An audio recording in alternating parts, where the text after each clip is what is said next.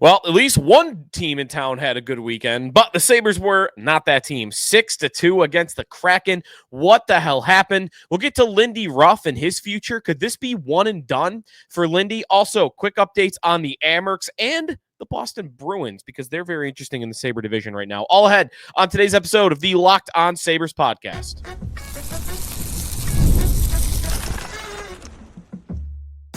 You're Locked On Sabres, your daily podcast on the Buffalo Sabres.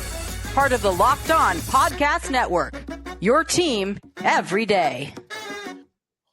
What's up, everybody, and thanks for making today's episode of the Locked On Sabres podcast your first listen every day. We are free and available wherever you get your podcasts. You could check us out on our YouTube channel, part of the Locked On Podcast Network, your team every day. Today's episode of Locked On Sabres is presented by FanDuel. You could start the season with a big return on FanDuel. New customers can place a $5 bet, and you'll get started with $200 in bonus bets if you win or lose your first $5 bet. Visit FanDuel.com to get started. Sneaky Joe DiBiase on a Monday episode of today's show. And once again, we are coming to you after a utter collapse by the Buffalo Sabres, this time against the Kraken, who they have had a lot of trouble with since Seattle came into the NHL. So we got a lot to get to on today's show. Hoping to have a fun week here on the podcast, even if the Sabres are not giving us a lot of reasons to be excited. They had been, right? Like, they had won 5 of 8, and it was starting to seem like, okay, maybe, we're debating whether they're within striking distance, and we're seeing some good games from Jack Quinn, and Luukkonen had a couple of games in a row, and then just all deflates against Seattle on Saturday. So a lot to get to on today's show. If you would like to become a member of our Locked On Sabres text club, you want to rant and rave in there, you got a question to ask, we'll have a mailbag edition of the show tomorrow. So if you want to throw a question in, best way to do that, hit us up. Join subtext.com/LockedOnSabres, and you can text us after you sign up there, and we'll have a lot of fun. Try to. We had some trade stuff going on in there. One fan sent in a wild Minnesota Buffalo trade idea with like 8 players being exchanged. So we were debating that today in the show. We were arguing about Henry Jokiharju in the top 4 because I guess Lindy Ruff is trying that on for the 7,000th time. Lindy has not done this every time Granato used to, but Jokiharju playing with Owen Power, like 7,000 times the charm, I guess, because that has never worked.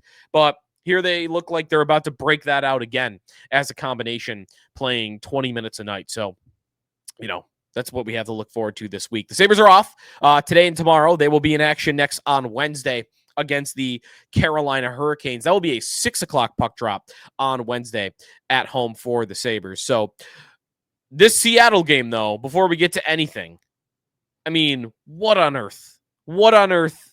It's 6 unanswered goals to the Kraken, who are not having a good year. This is not a great team. They blew a lead to Colorado. They blew 2 leads to Colorado, actually. One at home, one away. And the Avalanche, like, okay, that's a great hockey team. Cale Makar, Nathan MacKinnon, some of those goals, you throw your hands up. What are you going to do, right? That's an amazingly talented team. Seattle is not that. Seattle is not that at all. That's an 18-22-3 hockey team that you were up 2-0 on in the first period. You got off to a great start. You got a goal from Sam Lafferty within the first 3 minutes of action. You got a power play goal from Jack Quinn within the final 3 minutes of action. And you go to the first intermission up 2-0. All right? Vibes should be feeling good. You've been winning hockey games, right? Like, you should have had some belief in that room that, okay, here we go. This is who is it, Seattle? We can beat these guys.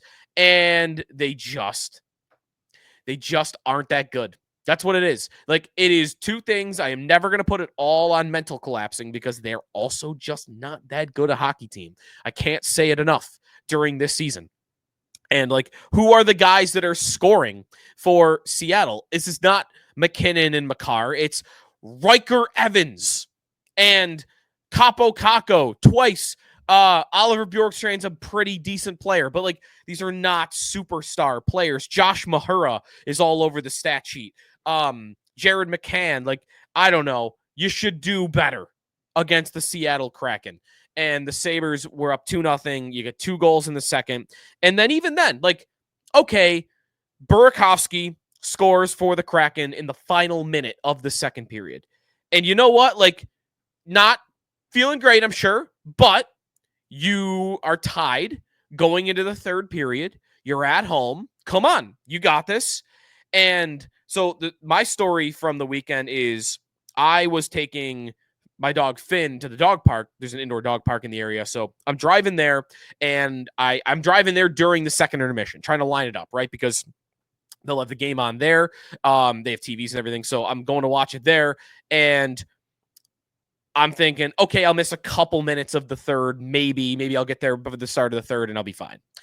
And I arrive, I'm listening on the radio, and I get there probably, it must have been 10 seconds before that Bjorkstrand goal that opened the third period scoring, because I'm walking in, I get established, the dog goes to the bathroom outside, then we go inside, and okay, I walk in, and now bam, there's the game up on the TV, and it's Kakko celebrating. The score bug is not on the screen though. So in my mind, and there are a couple other people there that are going like, oh, shaking their head, like, this is ridiculous. And I'm thinking, oh, they just gave up a 3-2 goal, right? And then they're celebrating. They show the replay, still no score bug. And I'm watching. And then, okay, they go in for the face-off. And then the score bug comes up. And I'm like, it's what happened? It's 5-2. I missed 2 minutes of the game, and that's apparently all it took, because from the 3:08 mark of the third period to the 5:26 mark, 2 minutes and 18 seconds of hockey, bam, bam, bam, 3 goals by the Kraken, and you had the game was over at that point. So yeah, another blown lead, another epic collapse in the third period. They are chock full of them this season, and it's getting old. Right? Well, I guess they can't hurt me anymore because I'm used to it. Everyone's used to it. All the fans are used to it. You are now expecting this team to blow a lead, right? Like, was it Bulldog the other day on WGR said that he is, unless they're up 4, no lead is safe. I'm not feeling comfortable until they're up 4. That's what they've done to us. They've made us feel like 3-0, well, they could lose it. 4-1, yeah, they could lose it. 4-2 with 7 minutes to go. No, they could blow this. They're just not a very mentally strong hockey team. And they're also not a very good hockey team. That's a very bad combination. The thing I wanted to get to with that being said, because I'm listening to Lindy Ruff press conference after press conference. I'm talking to him week after week on WGR once a week for, 15, 20 minutes. I'm hearing him after practices and before games. Like, he seems exhausted by not really exhausted. Might be the wrong word, but I just feel like the guy's running out of ideas.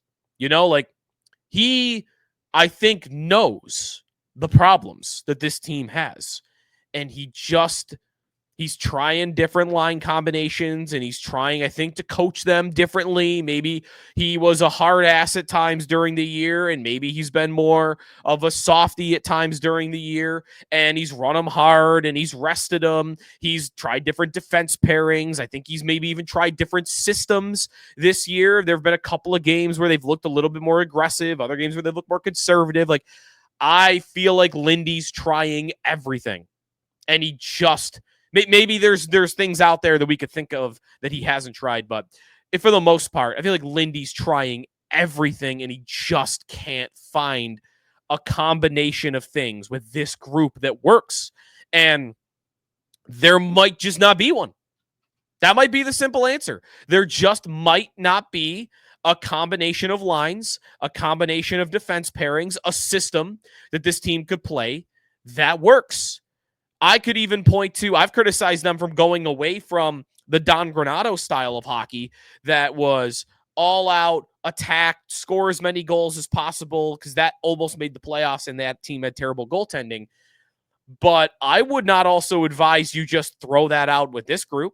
Like, that group 2 years ago that played that way was more able to do it because you had a point per game Jeff Skinner that was available to you to play 18 to 20 minutes a night to score goals. You had a 20-goal scorer in Victor Olofsson that you could throw on the power play and put out there in offensive zone starts, protected minutes to get some goals out of him. You had Casey Middlestat as a bottom six skater that you could put up in the top six, you could put him on the wing, you could put him at center, and you could move him around the lineup. Like, you had so much more talent offensively that you could throw around the lineup. I think you were more able to play that way. This group with Lafferty and Obe-Kubel and Malenstein and even Benson, I don't know that style works with Zach Benson, because I think Benson likes to slow the game down and he's defensively responsible. Like, maybe in 3 years that style would be great for Benson, but right now I don't think that works for him. Who else does that style really not work for? I mean, when Greenway is healthy, that's not really a style of hockey that you think about for him. I guess McLeod, because he's so fast, maybe, up and down the ice is a little better, but all in all, I just don't think this group is capable. So all that being said, like, if Lindy's out of options, if Lindy's out of ideas, and the team finishes in last, that's another part of this. If the team finishes in last in the East or last in the NHL, whatever you want for this, is there a possibility that this is a one and done for Lindy Ruff? Because I don't want to rule it out. I think it's possible. I wouldn't bet on it, but he did sign a 2-year contract, so there already was a agreement between the two parties that this is not a long-term relationship. In my opinion, they've set it up so that Seth Appert can take over as the head coach after next season. But would the Sabres even be willing to say, hey, let's do that after this year? Or would Lindy say, I came in, I'm at an advanced age in my coaching life, and I tried everything, and I just don't see it. So I don't know that I got the energy to put this in again next year when I don't know that there are any answers. That could be an outcome that we get. Also, if Kevin Adams is fired, and that's a very real possibility, same thing. Like, I don't know how much I want to bet on that, but if Adams were to be fired at the end of the year, then a new GM might want his own guy from outside. Or if it's Jason Karmanos, who's been running the Amerks for years, then maybe you're more likely to say, okay, well, let's get Seth Appert in there as the head coach. So I'm not hoping that happens. I think I wouldn't put Lindy on the hook for almost anything this year. I think it's about the roster. I think it's about the group. And I think Lindy's tried everything he can. I wonder what his appetite is to come back next year. So we'll see. I think it's very possible, though, that, or it's a possibility. Maybe not, I don't want to put the word very on it, but it's a possibility that this is a 1-year relationship between Ruff and the Sabres. Maybe they can kick him up upstairs or something. Like, not in the GM role, but some role in the hockey operations department, because he has a house here. So, I mean, if he hangs him up as a head coach in the NHL, like, I think he's probably just staying here, right? Like, it'd probably be retirement and then he's in town. So, advisor, something like that. Or maybe you do put him in the front office. Maybe they do make him GM. I don't know. All right. But interesting. Let me know what you think on that. If you're picking up the same, thoughts that I am from thinking about the group, thinking about the coaching, Lindy talking, like all that. When we come back, there's a thing happening in the division that I want to touch on that's going to make you maybe more frustrated about this season. But good for the long term. You should feel good for the long term because it looks like the Bruins are toast. It really does. I'll explain when we come back, and then an update on the Amerks, who have been amazing lately. That ahead on the Locked On Sabres podcast. Today's episode of the Locked On Sabres podcast is presented by FanDuel Sportsbook. From big upsets to game-winning drives, the NFL playoffs are so much better with FanDuel. You got these Buffalo football games. Yesterday was fun to have some prop bet action along the way. It's 28-7, and I'm still rooting for things to happen in the second half. I did get those things to happen, by the way. Or, hey, this hockey team right now, same thing. You want to be a little more interested. Maybe you want to watch the Sabres and you want to feel better about the games. You want to be more pumped up for them, and you want to care a little bit more. Then, throw just a little bit in on a certain goal scoring prop. There's save props for goalies, unders, overs, you get all that good stuff. Because right now, new customers can bet $5 and get $200 in bonus bets guaranteed. That's $200 in bonus bets, win or lose. The FanDuel app gives you everything you need for live bets, same game parlays, and so much more. Just visit FanDuel.com, join today, get started with $200 in bonus bets. That's FanDuel.com. Make this playoff season unforgettable with FanDuel, an official sportsbook partner of the National Football League. Back here on the Locked On Sabres podcast, Sticky Joe DiBiase on a Monday. The Buffalo Sabres are dead last in the Atlantic Division, in the Eastern Conference. They are only ahead of Nashville, San Jose, and Chicago in the National Hockey League. 3 West teams, nobody in the East. And they are 4 points back of anybody in the East. That's the other thing. The Sabres are like the only team that you feel like are not in it right now. The Flyers and Islanders are 5 points out. Rangers are 4. Penguins and Canadiens are 2. The Red Wings are 2. Ottawa's 1, and then Columbus is in a spot. So everybody else is within 5 points, and the Sabres are 9 points back going into it. Now, it's not just Columbus who's in a spot that you could get in the East. Columbus is about to leapfrog Boston. In fact, right now, by points percentage, because some teams have played more than others. If you look at points percentage, the Boston Bruins are in 11th place, not 8th. They are in 11th with a 5.22. They are 21-19-5 on the season. The Bruins, who I have been predicting the demise of far too much in recent years and have been wrong about almost every step of the way. Finally, the 1 year where I say I'm not doing it, I'm not betting against the Bruins again, now looks like the time that you probably should have done it. The Bruins on the year have a minus 26 goal differential. The only team worse than that in the league, in the East, is Pittsburgh. The Sabres have a better goal differential than the Bruins do by 12. It's not even close. Straight up, I saw Ryan Lambert from Elite Prospects writing about them this week. Others have, because they've lost 7 of 10. The Bruins are bad. It's happened. The Bruins are bad. And that's good news for the long term. It's more frustrating news for the short term because it speaks to the blown opportunity that the Sabres have given up this season. The 13-game losing streak being, the most critical part of it. This was the year. It's not just about right now that second wildcard position is like on pace for 85 points. It's more that this division has had a hard line in the sand right down the middle, top 4 versus bottom 4. And we've been waiting for one of two things to happen. Somebody from the bottom 4 of the Atlantic to surprise us and take a big jump up, or someone from the top 4 to surprise us and take a big step back. And Boston has taken that big step back.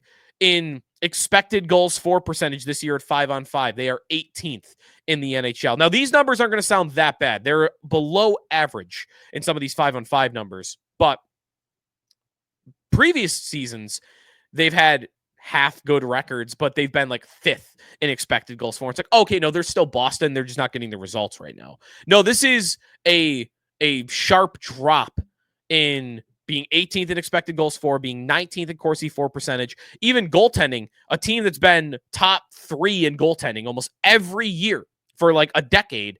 They are 13th in the league in save percentage, which actually might say they should have a better record than they do. The goaltending's not their problem. It is more about the roster. The power play is not the same. Really, the Bruins are a one-man show offensively. David Pastrnak, they're kind of like the Sabres in this way with Thompson. David Pastrnak is all they got.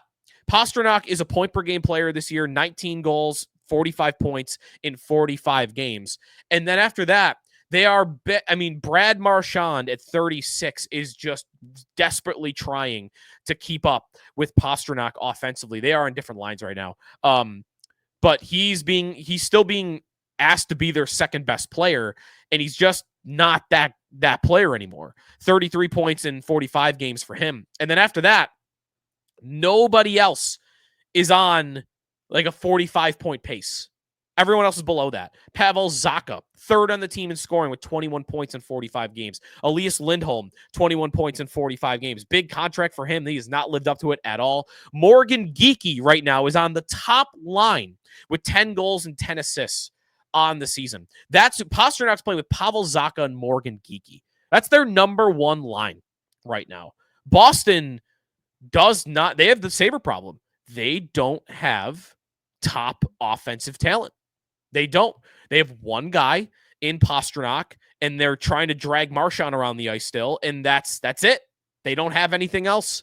Trent Frederick, John Beecher, Justin Brazeau, like Oliver Wahlstrom. These are not Charlie Coyle. These are not top offensive players. And that is really the biggest reason to me why they've been so poor. Goals scored in the East, the only team that scored fewer goals than them are the New York Islanders. The Islanders, who play the most defensive style in the league, who are always boring. They have 2 more goals than the Islanders on the season. 16 fewer than the Sabres. So to me, I want to be willing to say it now. Like, their era of contention is over. Maybe they still make the playoffs this year and squeak in, but they're not winning a round. They're not threatening teams like Carolina or New Jersey or Florida or like right now. I mean, Toronto gets so in their own head. Maybe that would be a little different, but Boston is not a Stanley Cup contender anymore. They have aged out. And they're doing what Chicago did when Taves and Kane got old and were still good players, but not so good that they could carry you through. And you got to make a decision. Pittsburgh did this too. We got to make a decision. Marchand and Bergeron was there.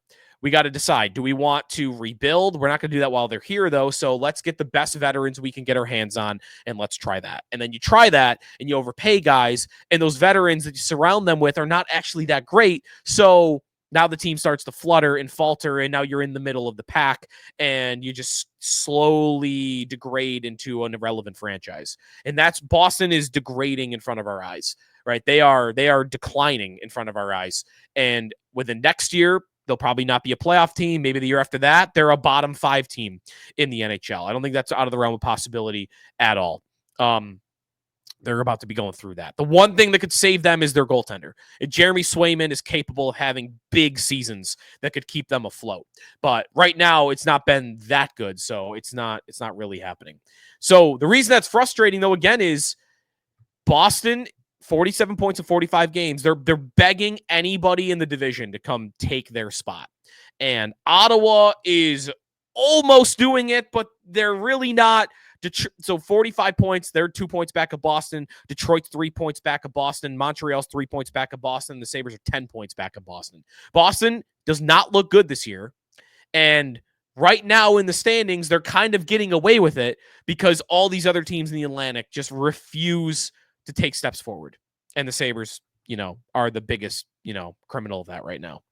All right, when we come back, some love for the Amerks. Let's end on a high note. The Rochester, the farm team is thriving, capital T thriving right now. Tell you what's going on down in Roch when we come back here in the Locked On Sabres podcast.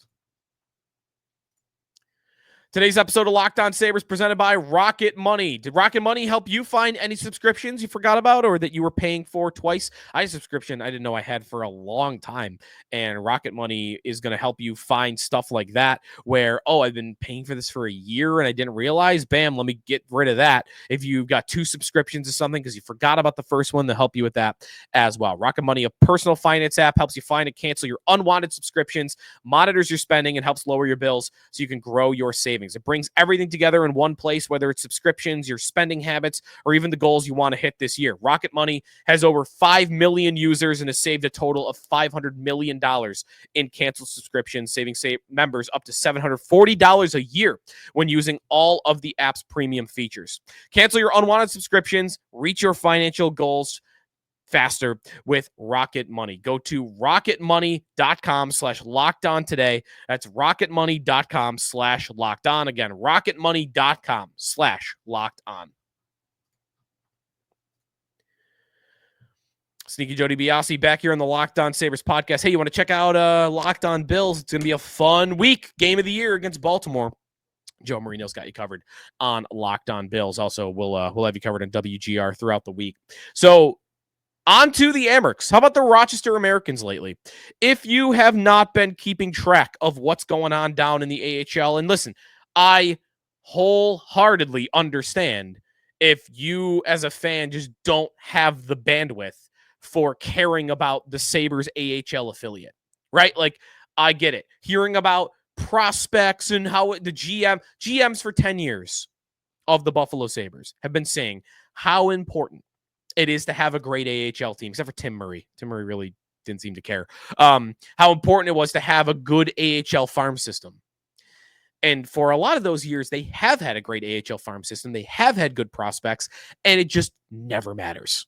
It never matters. So on that front, I get it. But if you care, they're 14-3 in their last 17 games.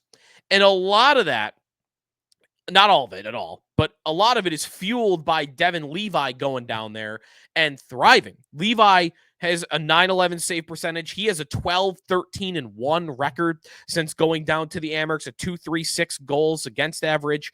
Levi's been one of their best players. 14-3 in their last 17, by the way. That is good for number one in the North Division down in the AHL. They have a 1-point lead with a game in hand on the Cleveland Monsters. They're 2 points up on the Laval Rocket, and they are 6 points up on the Toronto Marlies. So right now they are first place in their division.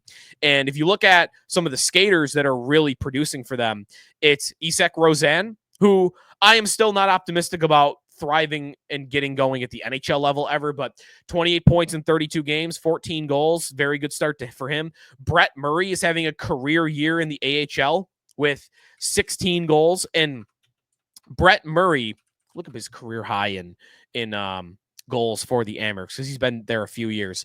He has never scored more than 23 goals. And that was in 71 games 2 years ago.